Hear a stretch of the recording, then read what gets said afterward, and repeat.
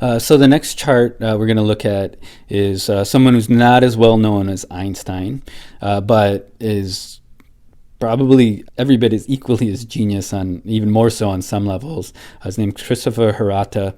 He's more of a contemporary physicist working on all sorts of complex issues that will never be addressed by me. But I came upon this chart because I'm in a Jyotish forum and somebody brought him up, and I had never heard of him, and we weren't even discussing this topic per se, but since I was testing it out, it sounded interesting, so I said, why not?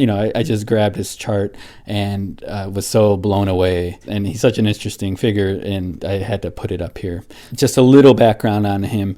He has an IQ of 225. At the age of 13, he got a gold medal for the International Physics Olympiad, and when he was 14, he started his university education at Caltech. At 16, he started working with NASA on colonizing Mars. He got his PhD at 22 from Princeton. So he's just a very young cosmologist and astrophysicist, and he has a broad research range.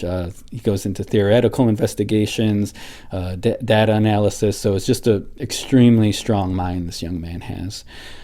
And you'll notice some things popping up across a lot of these charts, and a lot of connections too with Einstein here a bit. So we see here that the ascendant lord is Sun, and it's gone to the fourth house here.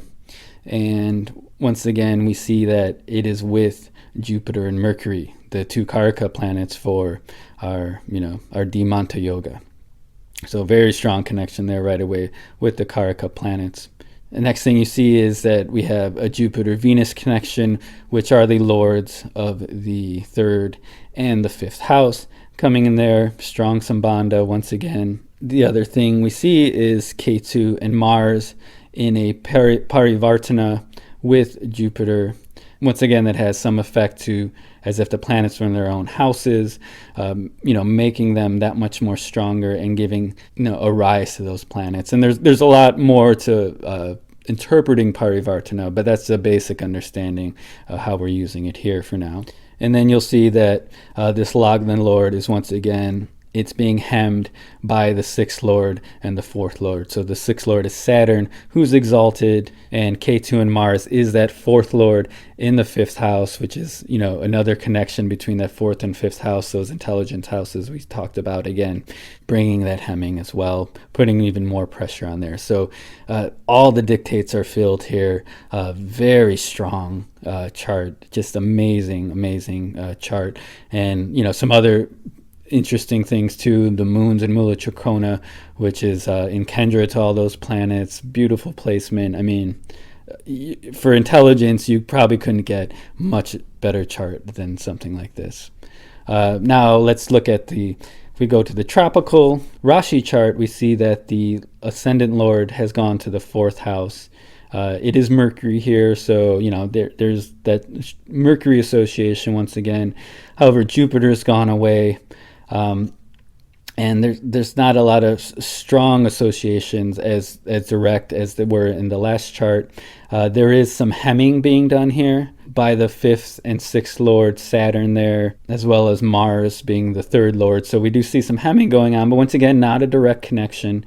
There is a connection with sixth lord Rahu, however, aspecting, and that Saturn and Mars are in a Parivartana. But once again, the only real connection here with the lords is Rahu giving a Rashi aspect. So not terribly strong. And then on top of it, Jupiter loses some of its power because it's going over to Saturn still, instead of being couched there with the ascendant lord and all those nice planets there in the fourth house.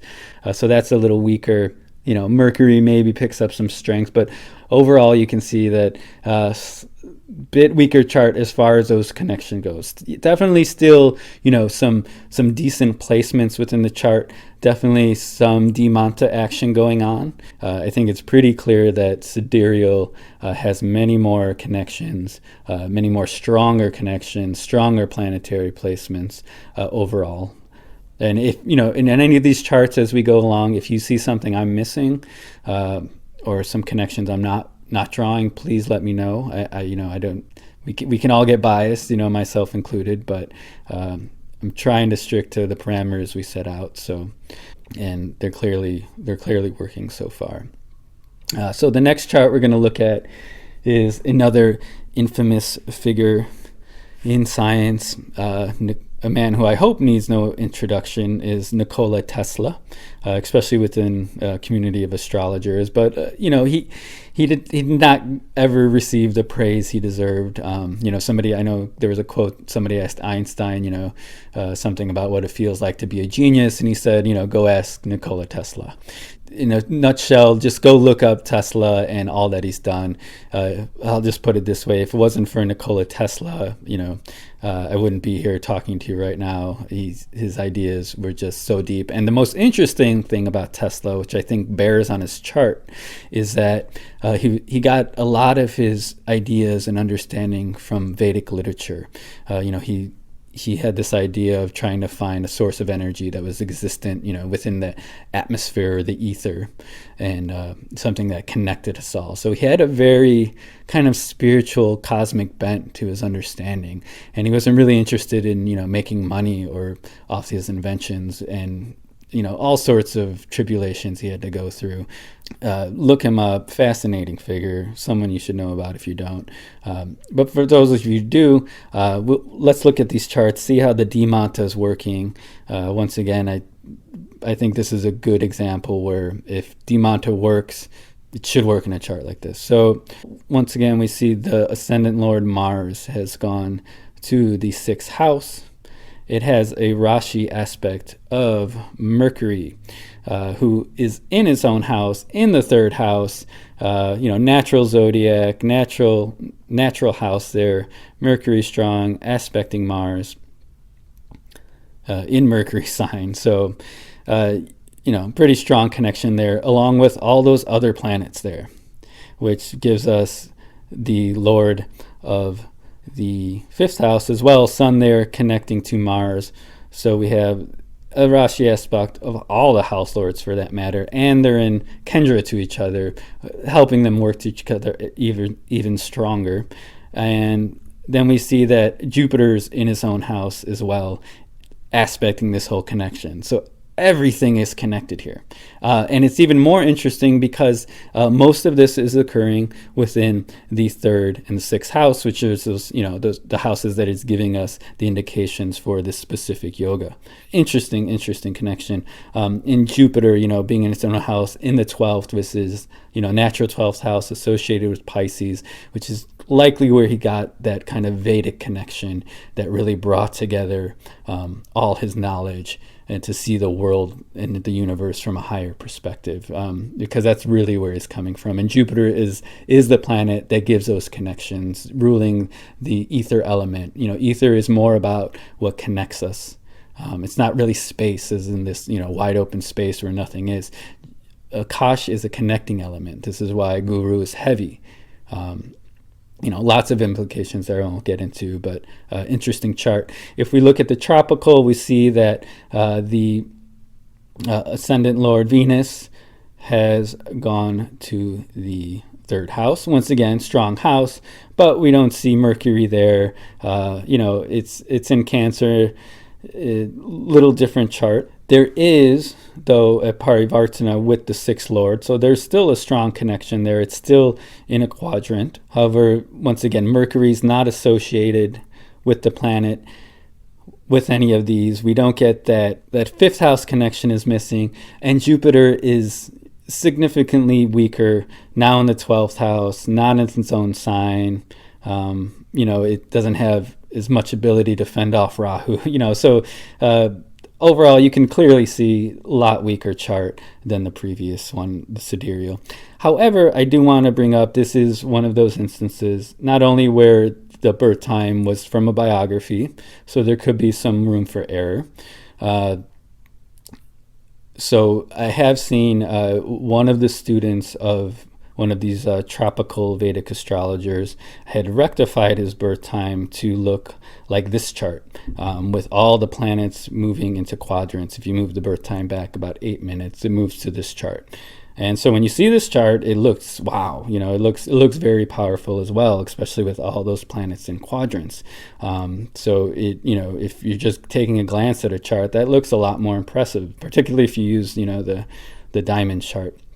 But if we're looking closer at what's going on, we'll see that for Dimanta, for intellectual functioning, it doesn't really cut up.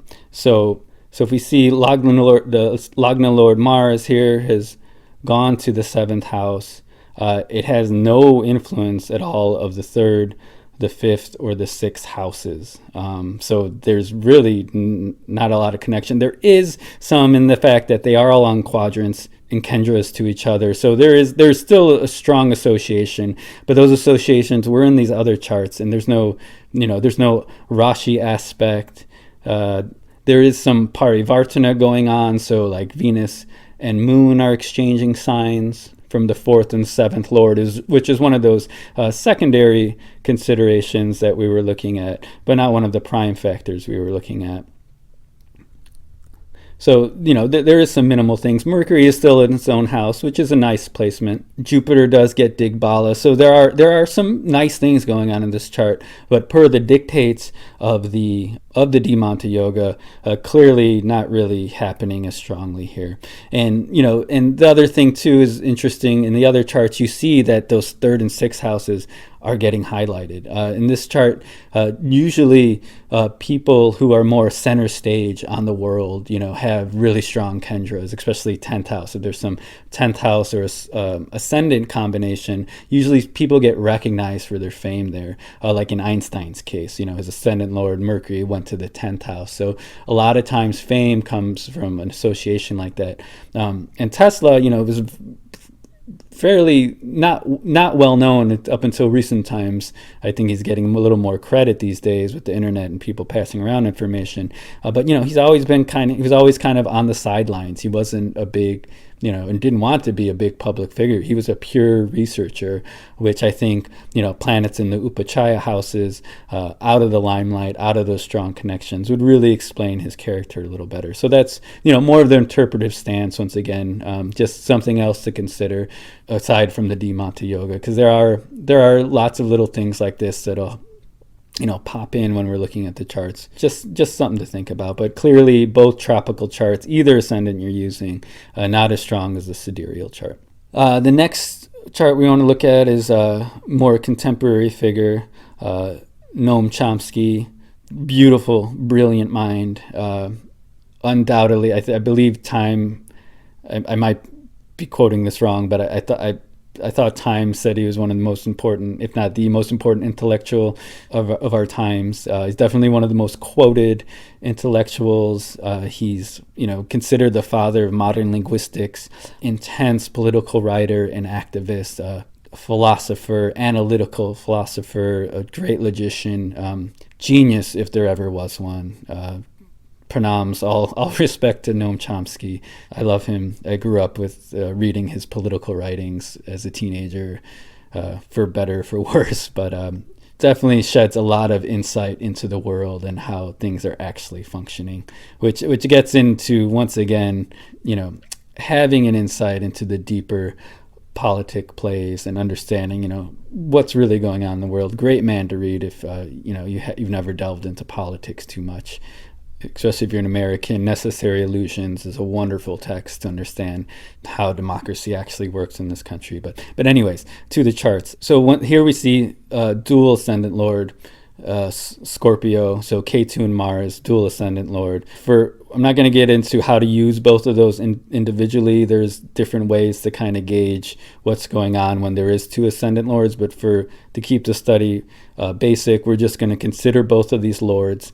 And you can see clearly Ketu is in the ascendant, giving some protection there. Likely, and the other lord Mars has gone to the 8th house, which once again can have some research implications going deep. We see that Mars is also the 6th house ruler, and it's in a Parivartana with Mercury. So right there, extremely strong placement with that alone. Both the ascendant lords having a strong impact on the ascendant, not to mention with the 6th house, with the 8th house. Mercury and Digbala there. You can't get much better than that placement if you're an intellectual. We also see that Jupiter there in the 6th house as well is aspecting the Lagna and ruling the 5th house, so that is another straight connection. And then we see that Saturn, the 3rd house ruler, is sitting right there in the ascendant as well. Can't get much better than that. All the houses are involved. Decent dignity for the most part. And we see also one more of the side connections. 4th Lord Rahu is in the 7th. Fulfills one of Parashara's dictums. Rahu is in good strength in Taurus, according to this tradition. And that's a wrap. So let's see how the tropical lines up. Still a lot of planets in the ascendant there. So, similar looking chart, definitely. But Dimanta. So Jupiter, once again, though, you see the strong Jupiter-Mercury connection in here, just like in the other charts. Here, Jupiter's ruling the ascendant has gone to the 6th house and is also the 3rd house ruler. Jupiter's ascendant lord gone to the 6th house and is with the 3rd lord Rahu, so there is a connection there with the lord. And it's also Rashi aspected by the 5th lord, by the 6th lord Mars there. So still, definitely Dimanta, Mercury there, Mars aspecting all that, but definitely a lot weaker placements. We don't have, those strong Sambandhas. We don't have the ascendant lord in the ascendant. Mars is debilitated. He's such a great logician. Mars being debilitated and, not protecting the Lagna. Definitely, clearly, I believe, much weaker chart than the sidereal in explaining Noam Chomsky's genius. The next chart we have is Joseph Campbell. Joseph Campbell, another fairly contemporary thinker. He's a celebrated mythologist. If you're studying astrology, you should probably know about him. He didn't really take to university education too well, but just loved, researching and studying. And there's a story about him locking himself up in, some shed or in the woods somewhere for 5 years. And all he did for 5 years straight was just read, on all sorts of topics. But it's definitely his focus was his mythology. And he came up with this idea of a monomyth. So he brought together all these different mythologies from different cultures, and he would see that all these mythic stories were basically a variation of one single story, which he called the hero's journey. So there's his famous text is here. I think it's Hero with 1,000 Faces, and that's a good starting point to understand his work and his mind and how it's working. If you want an abbreviated version, I heard Star Wars was actually created after George Lucas read that book. So, and that's another big reason. And if you look at the influence from Star Wars is huge. But, George Lucas was really able to take his heady ideas and create, that mythological archetypal story, and which is one big reason probably why it's done so well, because it speaks to so many people. So just a little background to look into this chart. We see here, once again, look at the Lagna. Straight away, Rahu's in the Lagna, strong placement, strong researcher mind. Remember, Rahu, in the 6 is a mercurial sign. Once again, we see the Mercury influence, and Mercury has gone to the 7th house with that huge grouping of planets. It's with the 3rd Lord, Mars and Ketu, both of them there sitting together. Ketu in a strong placement there as well, and it has the Rashi aspect of Rahu. So not only is Rahu in good placement in the ascendant there, but it's aspecting that those whole planets down here, because once again, all the dual signs, each planet aspects each other. So there's a strong sambandha between the 1st and the 7th house, right? All planets aspecting Lagna, Rahu aspecting down there. Very strong sambandha. Jupiter is also in its own house there with the ascendant lord, with those other lords. We see that Jupiter is also ruling the fourth house, and it's gone to the seventh house, fulfilling the other Parashara dictum. Once again, a side note, the start would be phenomenal without that even. And then we see, once again, one of our other side notes, there's some connection here. Saturn, with the 5th and the 11th lords, are in their own houses. They're in Graha's Drishti, so it's not strong. It doesn't completely fulfill the Parashara dictum of 5th lord going to 11th house and that. But there's still a concentration of those houses coming into play here. So a strong chart, no doubt. If we look to the tropical chart, we see that the ascendant lord is Venus now, gone to the 6th house, which is once again a Dimanta house. And it does get the Rashi Drishti of an exalted 5th lord Rahu. And the 5th lord Saturn is in its own house, which is a nice placement once again. However, that's it. There's no other association with the other lords. Venus is exalted, which is pretty nice, but there's no tight sambandhas, no tight associations. Jupiter is in a lower dignity. It's not in its own house or associated. Mercury's not associated with this either. Mercury's not doing so well with Mars. Mars is decent. Sun is exalted. So those are still decent once again. And they still, if you were just using this on its own in the tropical, you would still have some Dimanta associations, but nowhere near as strong with the sidereal or speaking to the depth that Joseph Campbell had in his work and in his influence on others. Next up is a German philosopher, Martin Heidegger. And Heidegger, very interesting figure, a Western philosopher, but very interested in the concept of being. And, that was his central focus. So his great classic is Being in Time. Another book I tried to tackle in high school. It kind of made sense, but I was definitely jumping the gun on that one. But he's a very strong analytical philosopher, and he really dug to understand the most fundamental foundation questions of philosophy, which is what is being, So he's kind of got a Vedic approach, in some ways, just digging deep into that question. A quote from him goes, "We must approach the question of being through an inquiry into the being that has an understanding of being, and ask the question about it, namely human being." So see if you can follow that. It'll take you some places. It's an interesting thing. But his big thing was that he rejected, this Descartes idea that, thinking is the only thing that defines us. I think, therefore I am, as the root of our existence. When, if you look at Eastern philosophies and everything, it's really being, consciousness, if you will. I don't know if he goes there, but different word, but similar approach. So interesting work here. And to look at the chart, we see that he is in sidereal a Scorpio ascendant. Once again, 2 lords.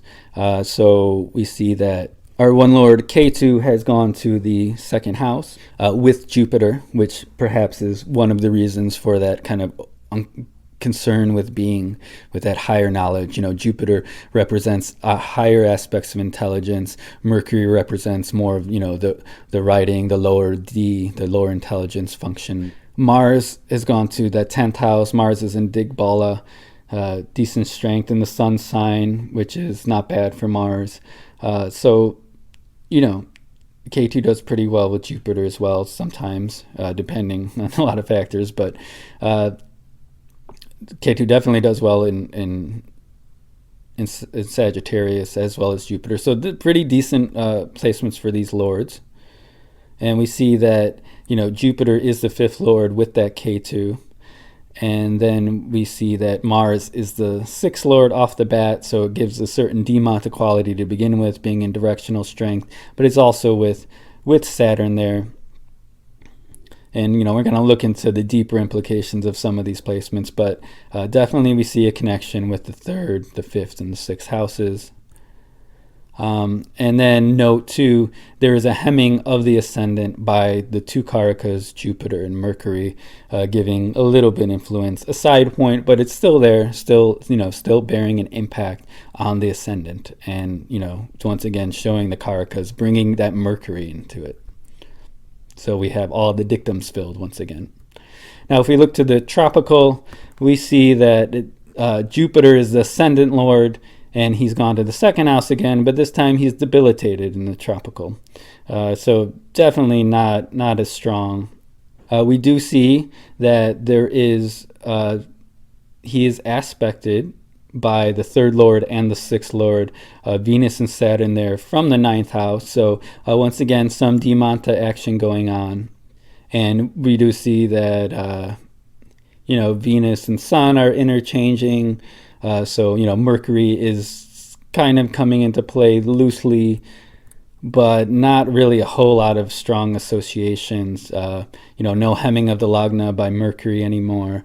Mars is in Digbala, but now he's in Mercury's sign, which isn't as strong. So, overall, significantly weaker chart, undoubtedly. We're coming to Freud now, and Freud, another powerful mind within our century.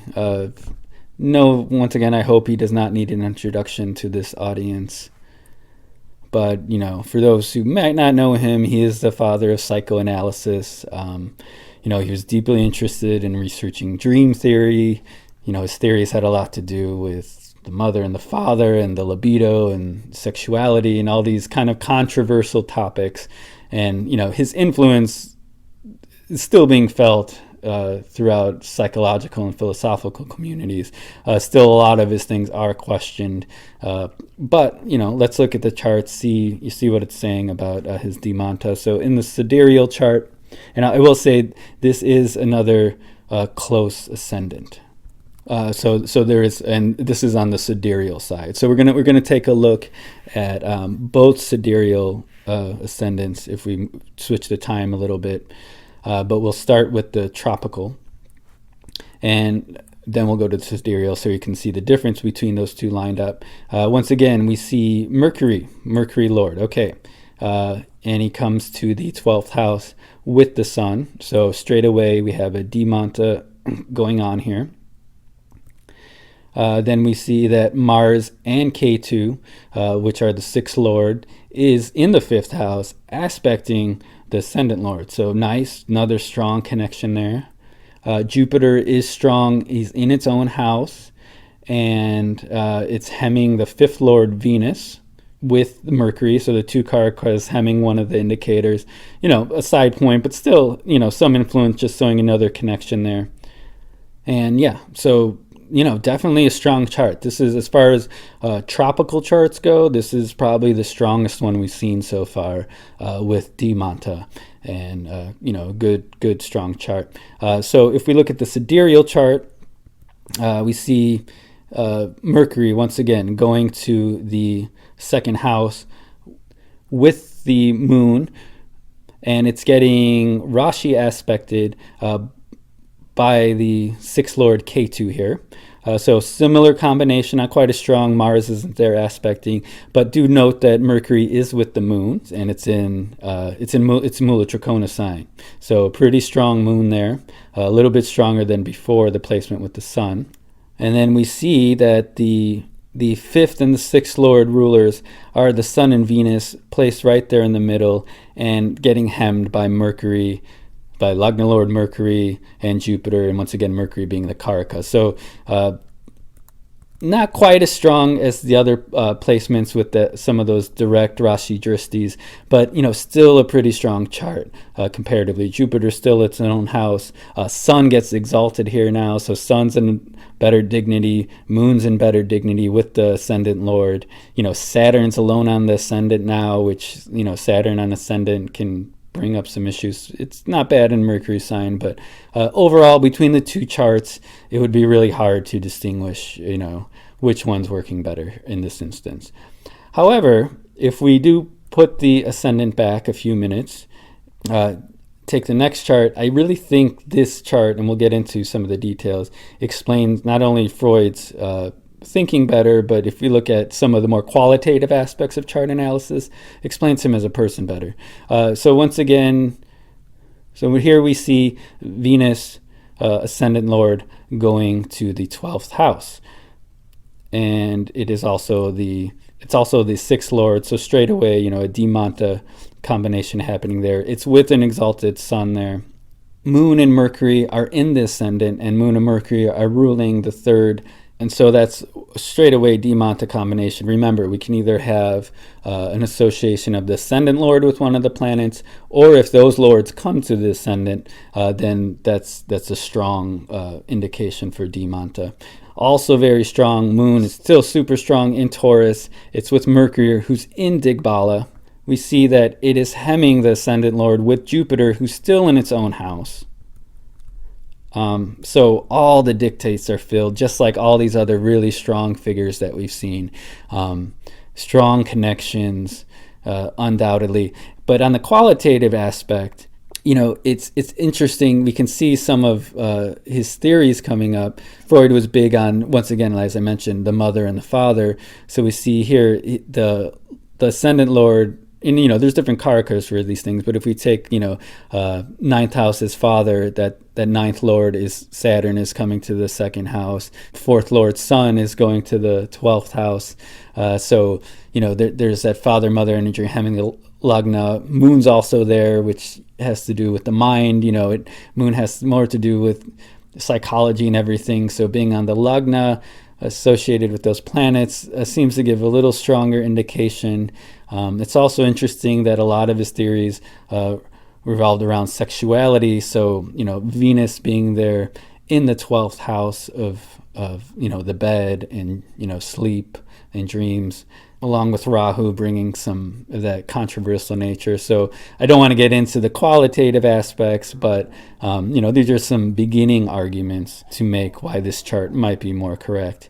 But either way, we see it. All 3 of these charts we've looked at are pretty strong, have a lot of Dimanta combinations in them. So dictates are still working.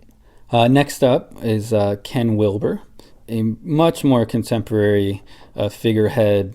Very interesting guy. He was in a couple universities, but he dropped out a couple times, and to do his own research. He's kind of like Joseph Campbell. These men, they have a lot of drive to figure things out. He really covered all sorts of different fields. He lectured in philosophy, sociology, ecology, developmental psychology, spirituality, mysticism, you name it. And, he tried to bring all of these things together into what he calls integral theory. And so I haven't read a lot of his writings, but he's a pretty prominent figure in the modern spiritual scene.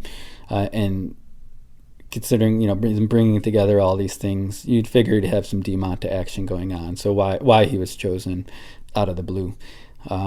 Once again, we see a Mercury influence, Mercury ruling the ascendant, going to the 5th house, which is a basic Dimanta combination once again.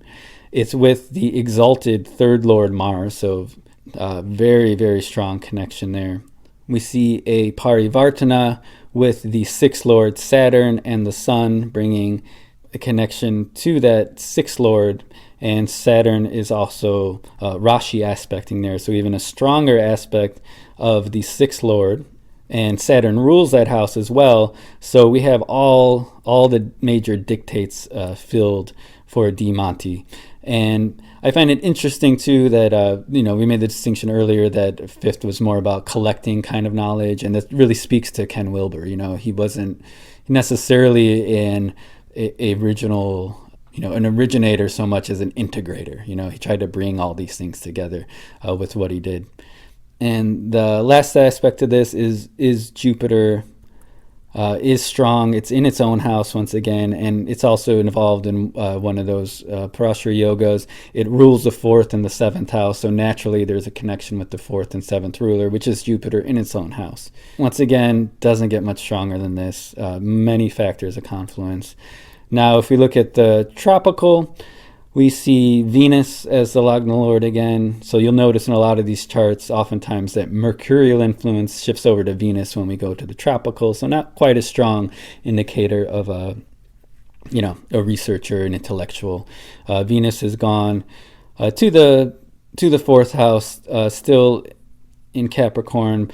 It's with Jupiter, which is good. However, and Jupiter is ruling the third and the sixth house, so there's a Dimanta combination, but Jupiter is debilitated, so not really that strong there. And that's it. There's no other significant associations within this chart for Dimanta. So clearly, once again, Sidereal is working much better with these principles. I'm going to take a break here, let you digest some of this material. Feel free to go back over these charts specifically and, pick them apart a little. Feel free to question any of my own interpretations. However, I'm trying to stick to the principles as much as possible without, the qualitative aspects, which is where Jyotish gets muddy. But, if you have any feedback, please let me know. If I missed anything, maybe, I don't know. But I think the principles are pretty clear up to this point. Tropical is not working so well. So in the third video, we're going to look at some more charts and wrap it up with some conclusions and aspects for further research to take this to a deeper level to see how it's really working. But we'll look at a couple charts that were borderline for me. There were people who I thought were well recognized, but they don't bring the depth of research and study that a lot of these other people have brought, which is really strong indicator of Dimanta. But still, compared to most people, have it. So we'll look at some of those charts later, and get more into how this is functioning and some more of the concerns around when we start looking at charts of people who don't completely fulfill this yoga, and how it's a little trickier to read and distinguish. So that's it for now. Hope you enjoyed this, and see you on the other side.